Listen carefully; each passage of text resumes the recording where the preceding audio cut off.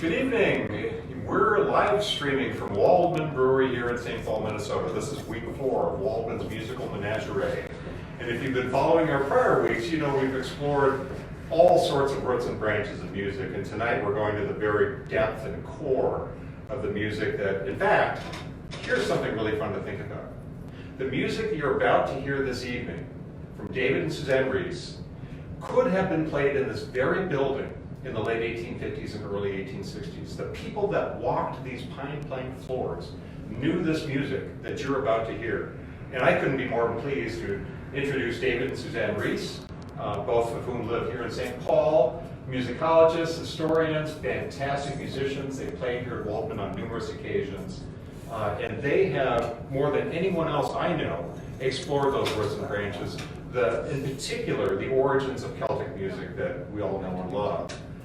Just a couple of housekeeping announcements. As per usual, I will incessantly interrupt, but I do want to introduce you to a couple of new food items and beer offerings this week, so we'll call those infomercials. But the rest of the concert is really up to David and Suzanne to talk with us about this music and to play whatever you like. And so I guess without further introduction, I'll hand it off to you guys. And thanks for performing tonight. Great, thanks a lot, Tom. It's great to be at Waldman's. And as you said, we're exploring the roots and branches of Celtic music. And so we've got some great tunes that are probably European originally, but were used for dances in the late 18th and 19th centuries. So they could have, maybe you had a dance here, who knows? It would have been, we have a nice dance floor. So we're going to start off with George Washington's favorite cotillion. So I don't know if George Washington ever slept here, but I kind of doubt it. That's a good rumor to start. And then the Oyster River Turnpike. Wait a minute, Turnpike. The Oyster River Turnpike. Which we found in a book from the 1840s, a music book from the 1840s. And then the third set is a tune from Reuben Waite collection in the Racine Historical Society that we dug out with a friend of ours named Chirp Smith. And Suzanne's been transcribing some of these tunes, and really interesting tunes that go back to the 1840s. So George Washington's here.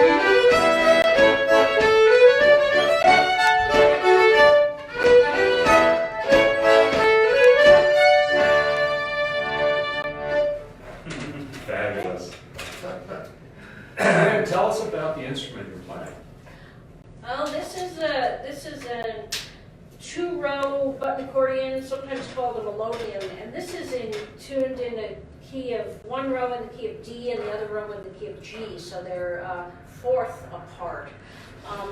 This is actually the type, this is an English melodeon, not an Irish accordion. So this is the type that is played by the Morris dancers, and so, but it works well for some of these tunes. And now I'm going to play, this is kind of an interesting type. The accordions played traditionally in Quebec are just one row in the key of D. But this is kind of a new hybrid that has a half row of accidental notes, so sharps and flats. And this was made in Quebec. It's called a Saguenay, from the city of Saguenay. Oh, great. What are we going to hear next? Well, We're going to hear some Metis tunes. So the Metis people are the mixed blood people who were the progeny of the French Canadian and Scottish fur traders and the native women. And they kind of, because they were fur traders, they needed to work with the First Nations peoples. And so one way to help that along was to marry into the tribe, as it were, marry into the business, because a lot of the Native Americans were involved in the fur trade themselves. They were bringing the furs out of the deep woods. And so those people are all across Canada, and they have a very unique hybrid kind of culture, and they're very proud of that. Turtle River Reservation is the nearest group of Métis, a very small reservation in the border of North Dakota and Manitoba, very close to the Minnesota border. And a friend of ours, Ann Letterman, went up there in the 1980s and saved and preserved about 400 or 500 tunes from some of the old Métis fiddle players up there.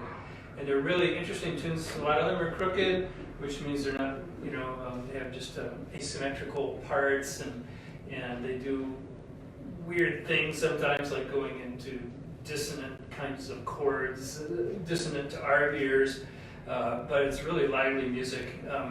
The first one is from a guy named Teddy Boy Hoole, who is still alive, and Teddy Boy lives now, and he did live up on Lake Manitoba, about 100 miles north of Winnipeg, but he's in Winnipeg now. And this one is from him called Bacon Ridge. And then there's another fabulous old fiddle player named Grandy Fayon, Fagnon. So he's got a French last name, and he was the source of many, many tunes.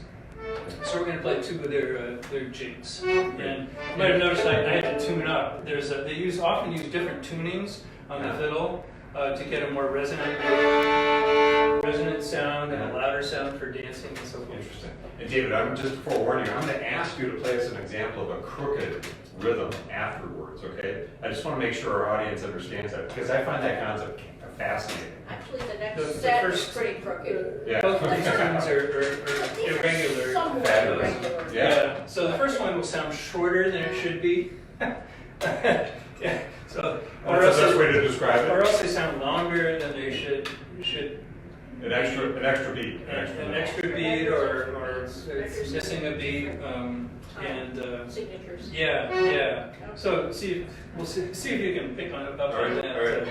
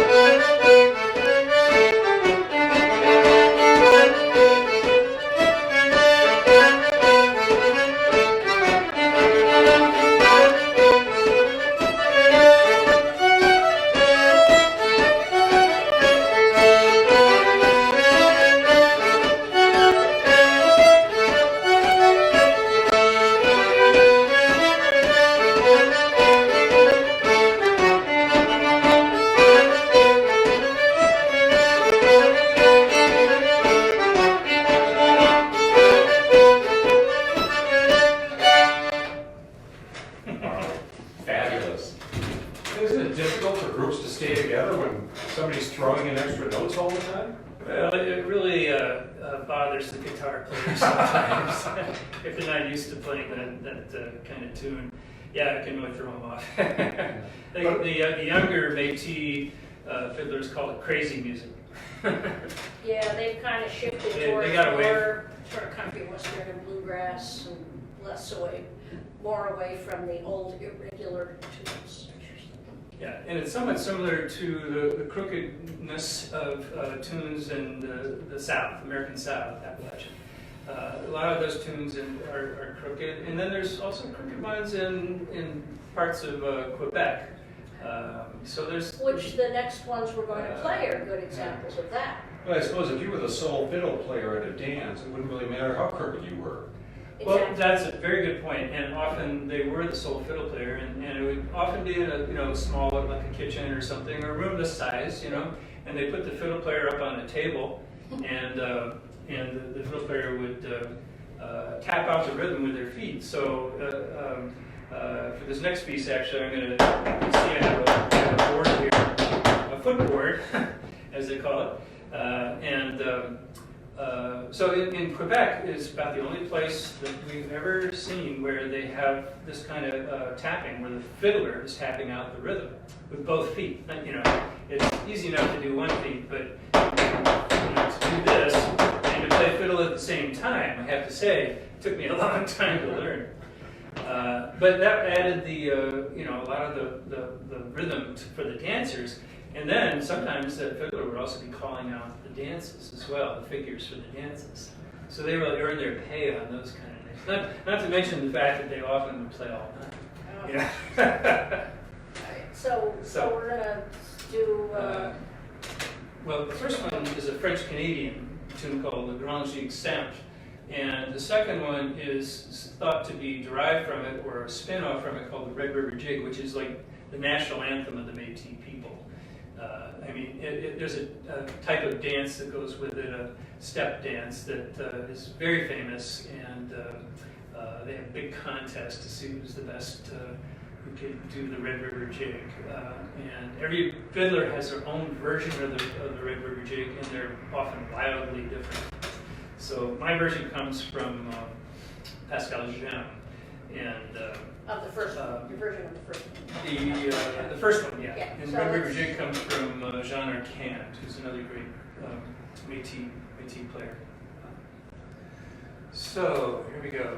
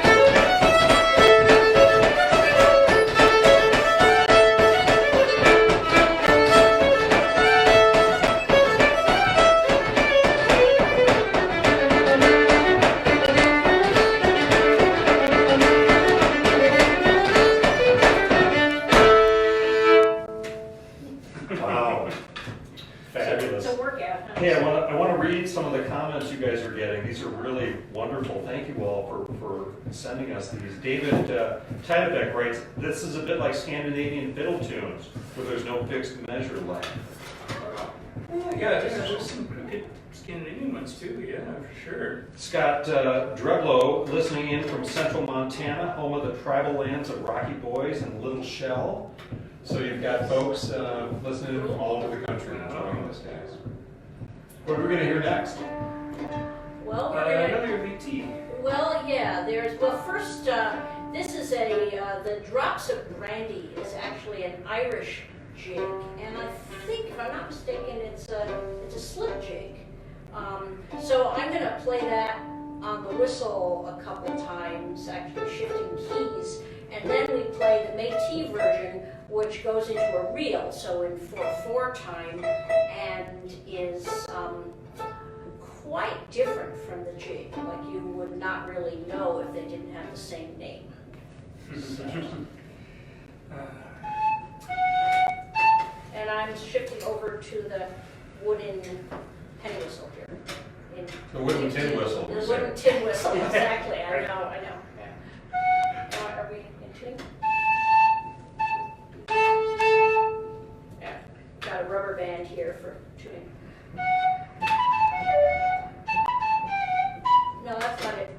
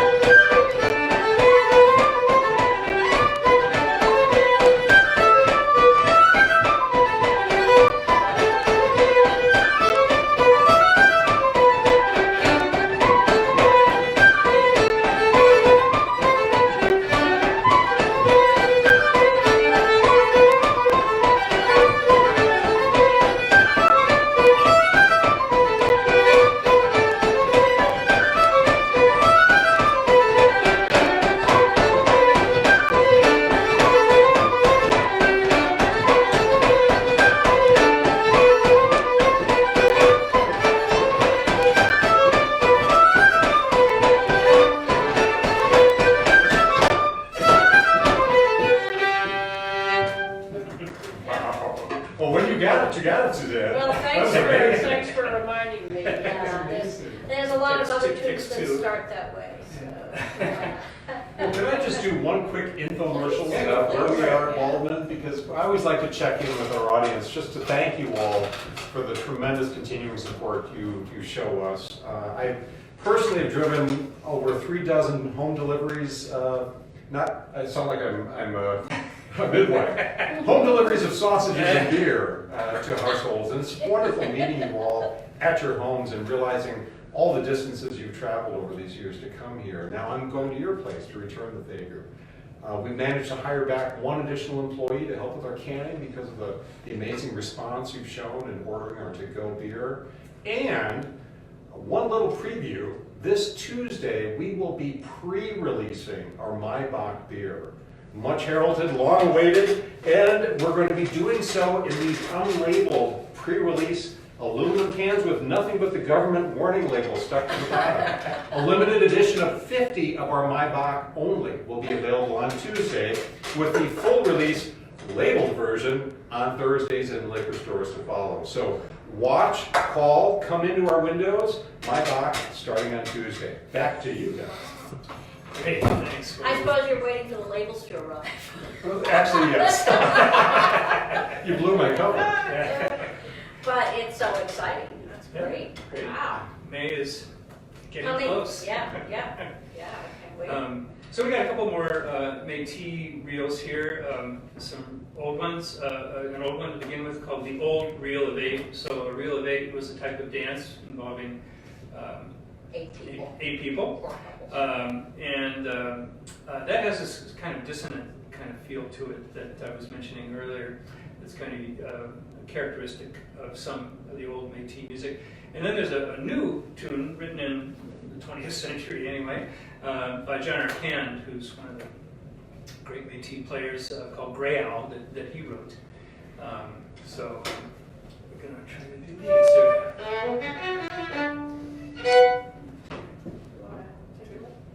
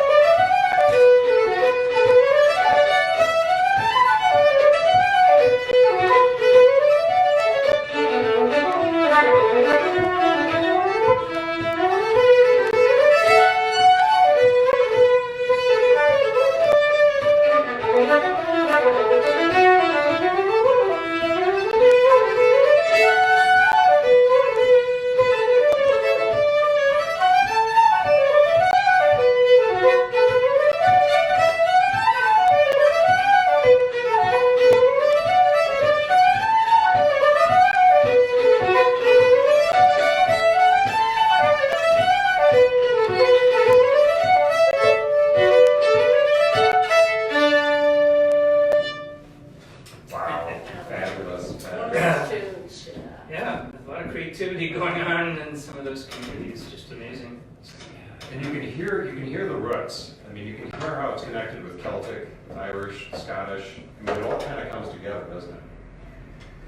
A lot of the, the joke about the Shetlanders, you know, what was it, the whaling ships?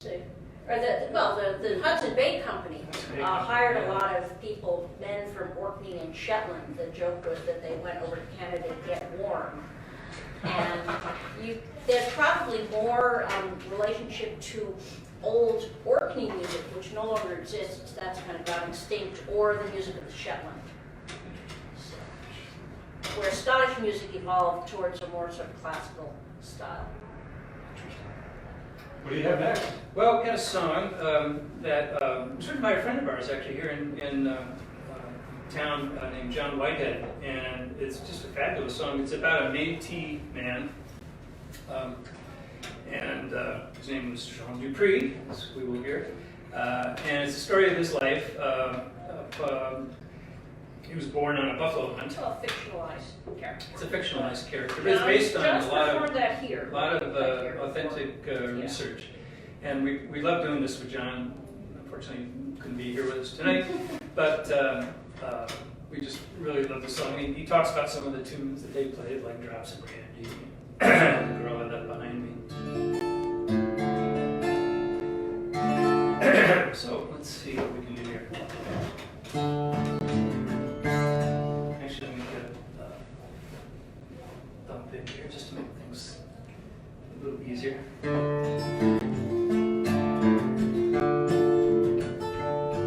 My daddy was a Quebecois, my mama full of Cree. My friends all call me Lefty, but my name is Jean Dupree. I come down from Manitoba in the rain and sleet and snow to the plains of Minnesota on the trail of buffalo.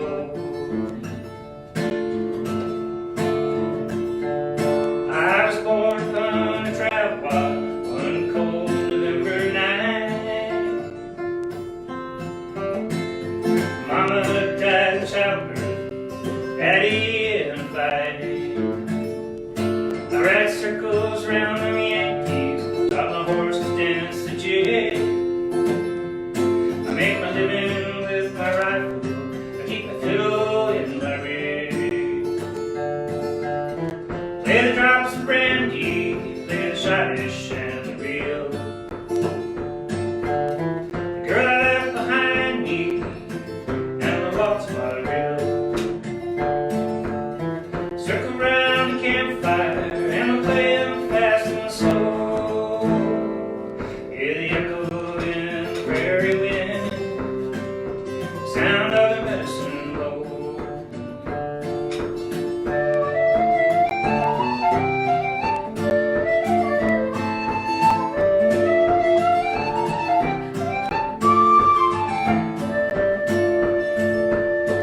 All day the ox carts rumble, 1,000 in our train, with twice as many walking like a city on the plain. And the bison roll like thunder, like the ground to come alive. I shoot till I lose the count while the grand skin hides. Play the drops of brandy, play the Scottish and the reel. The girl I left behind me, and the waltz vaudeville.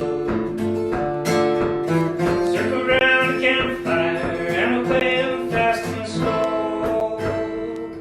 Hear the echo in the prairie wind, sound of the medicine bowl. Ah, but that was long ago, before repeaters and trains. Now it's days you ride before you see the bison on the plain. And on falling nights the prairie's white, covered as with snow, with the ghostly light from the bleached white bones and the skulls of buffalo. Play the drops of brandy, play the Scottish and the reel. Girl I left behind me, and the waltz vaudeville. Circle round the campfire, and we'll play them fast and slow.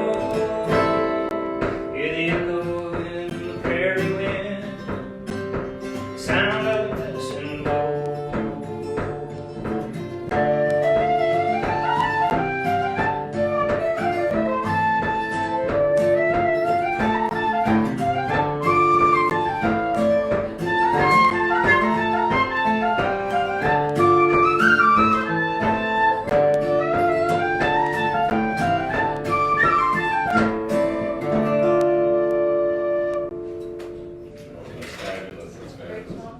And I forgot to mention that the title of it is the medicine bow, and that was a term that John found in some of his research was a term for the fiddle, the medicine bow. I guess it had thought to have some healing properties to it. So David, you mentioned the ox carts in the lyrics of that song. Yeah. I'm not sure I connected the dots in my initial comments that this music could have been heard in these very halls, because actually the year that this building was built in 1857 was one of the peak years for the Red River ox cart trade through the Red River Valley, the Minnesota River Valley, to St. Paul. And that July, over 1,200 ox carts with, as your lyrics said, many more men per cart converged on the city of St. Paul with doubtless their music, their customs, certainly their costumes, photographed voluminously. And in fact, in the research that I did for Waldman, most of the old saloon portraits and photographs that I discovered were actually not of the saloons themselves, but those were background to the ox carts in the foreground. The Metis were some of the rock stars of the era, frankly, and the locals, particularly the Yankees, found them fascinating with their garb and their free lifestyle and certainly their music. And so that's, I mean, this is not foreign music to where we are, right? I mean, this is the music of early St. Paul in some sense, is it not? Yeah. Frozen time in history. Yeah, the Red River Oxcart Trail, was a huge trade route from Canada down to St. Paul, and then they put the goods on the steamboats at St. Paul and shipped them down to St. Louis. Yeah. So from there, all over the place. And, really. So I'm just retuning a little bit because I'm going to do another guitar piece. If I can sing it to it, sorry. Yeah, the Metis use a lot of different tunings, don't they? Well, that song is, this is standard tuning.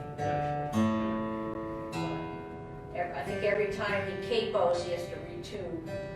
That's what it is. And Suzanne, you now have an Irish wooden flute. Yeah. Not unusual, I'm sure, to most people around here. So Yeah. So the first tune is called the Moccasin Shuffle, and it's thought to have been written by a Mi'kmaq, if I'm saying that right. It looks like Micmac, but it's pronounced Mi'kmaq. like Mackinac Island. First Nation fiddler in New Brunswick. And he taught it to some white settler there, and it kind of spread around New England, called the Moccasin Shuffle. And that was kind of a dance. The shuffle was a type of A dance. that Native Americans would do. Well, it refers to just what they do with their feet. They could be just individual dancers. And then the next one is an Acadian tune called Serzin. And Acadia is that area of eastern Canada and northern New England, sometimes called the Maritimes, where the French people originally settled going back to the 17th century and were eventually kicked out by the British and sent down to, all over the world, but to Louisiana, and became known as the Cajuns down there. So they have their own distinct variety of music. So.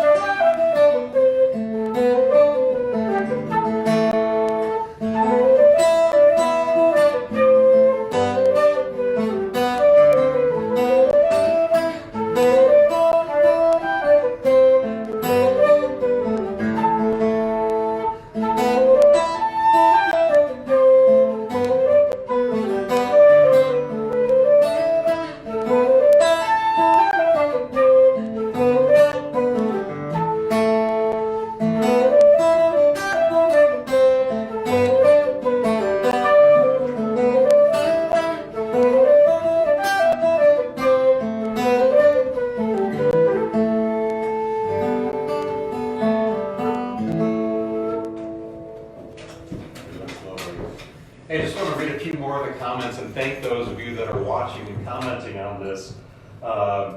Kate Redder, thank you for your several comments. Great to hear a little history weaving the music in Waldman Building in St. Paul. David Tiedebeck says, once again, remembering John Hartford, who always had his plywood slab to stomp out the rhythm. He would really be dancing, sitting down, really enjoying your tunes, you all. Bill, thank you for your comments. He just wants to shout out and thank both of you. Judy and he are enjoying the music. Laura McKenzie. Laura, I'm so glad you're watching. We got to get you here next, Laura. So Jody, Laura's appreciating your music very much as well. So keep it rolling, and thank all of you for commenting.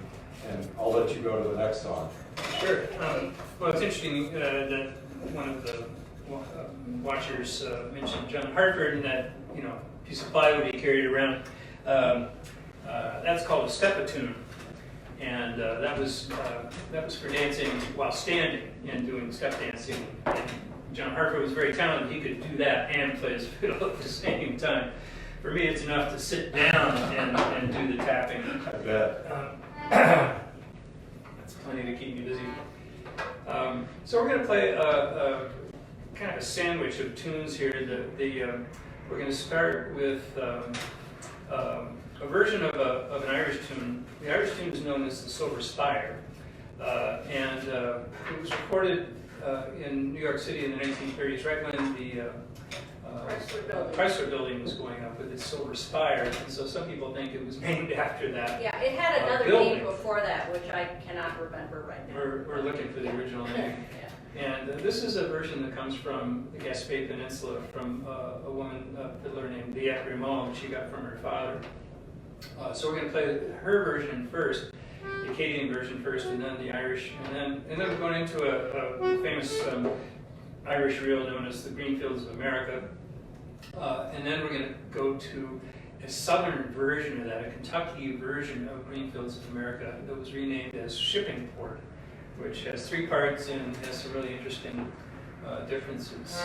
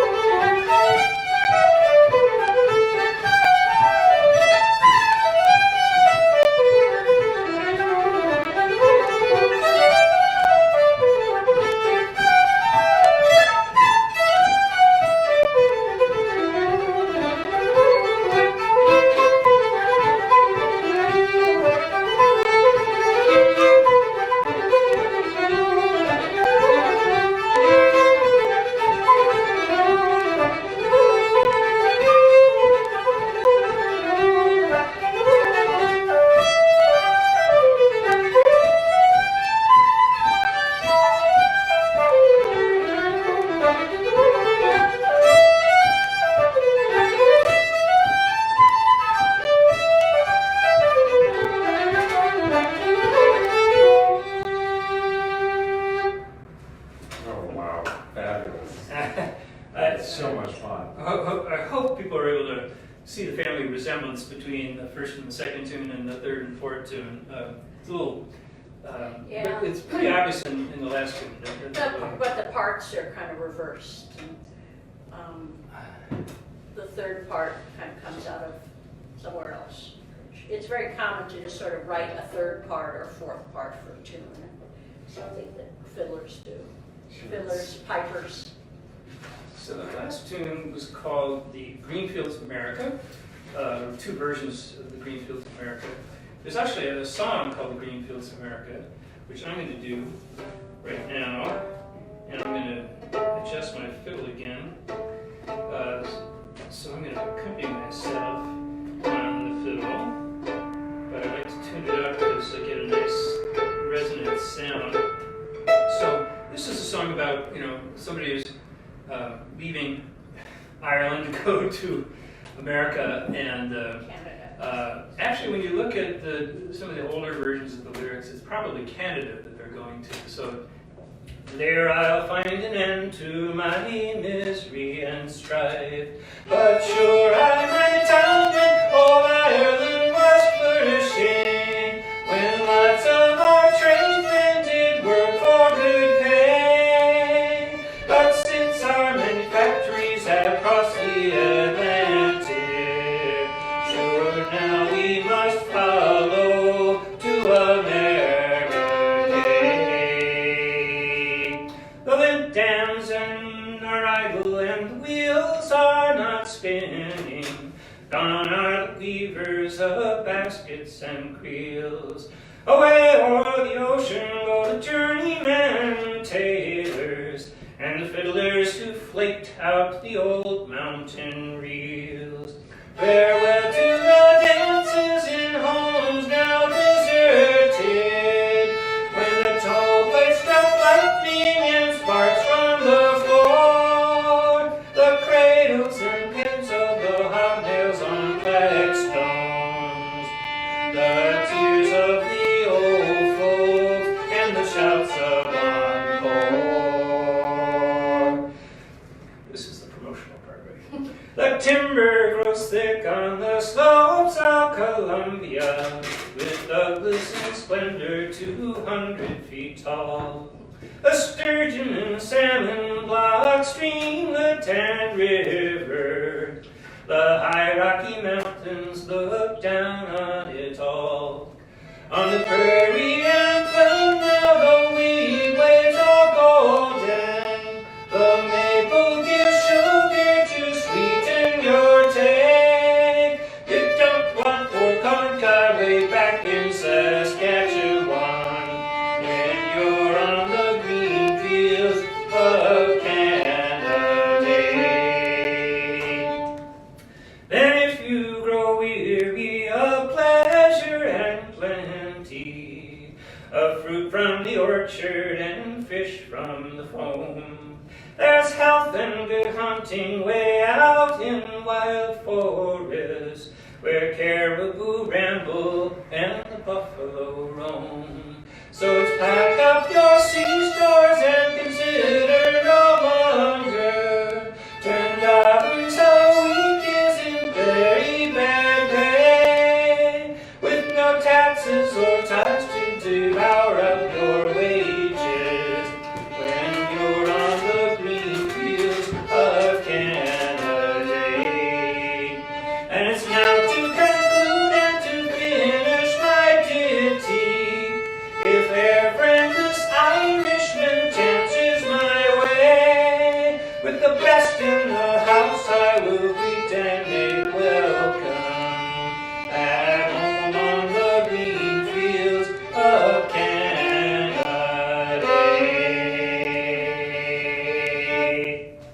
Oh, fabulous. David, I just have to read you some of the comments here. Kate Rudder says, the soulful side of David comes out. Does Kate have a non-soulful side? I don't know. Rose St. Pierre watching live now. Jane Callender, lovely music, both. Deb Johnson says hello from Middletown, Wisconsin. So you're impacting a lot of folks and giving a lot, sending out a lot of joy. So Well, great. great. Well, thank you. And It's we great to are- hear. And it looks like We're we're gonna have to wrap coming up to the end of our up here. time. As usually we have more material than we can fit in, but I think we'll Yeah, we'll we'll finish up with a set of, we'll take a set. This is a tune. We're going to start with a tune from the English borders with Scotland, Northumbria, and it's a famous kind of country dance song. Tune called Morpeth Rant, kind of an odd name. A rant is a type of dance, I yeah, believe, yeah. and Morpeth was a place name. Oh, we rant just is a type of dance. yeah, Yeah. That's interesting. Rant. Rant away. And then we found a version of that tune that just dawned upon us one day, listening to some recordings that were made in Douglastown in the Gaspé Peninsula from a guy named Erskine Morris, who's just a fabulous fiddler. So we're going to play his version, which is very Acadian in style and very rhythmic. And then we're going to finish that up with an Acadian tune we got from Robin LeBlanc in New Brunswick called Joe Crapeau. Crapeau is like, I believe crapeau is toad in French, so it's obviously a nickname, an affectionate nickname, no doubt. So. Let's see.